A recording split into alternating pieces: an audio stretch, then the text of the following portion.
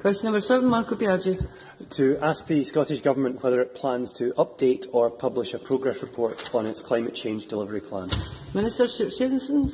The Climate Change Delivery Plan was published in June 2009 and described 4 transformational outcomes that are necessary in order to achieve Scotland's long-term emissions reductions targets.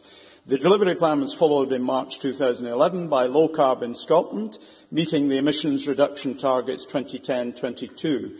This is the Government's first statutory report on proposals and policies, setting out specific measures for reducing greenhouse gases. These measures draw on the transformational outcomes described in the delivery plan. A second RPP will be published next year describing how emissions to 2027 targets can be met. Marco Biaggi. I very much welcome that answer from the Minister. A number of respected environmental groups have been expressing concerns that this RPP, while a fine document, doesn't necessarily set out which groups are responsible for which action and how each of them will be funded.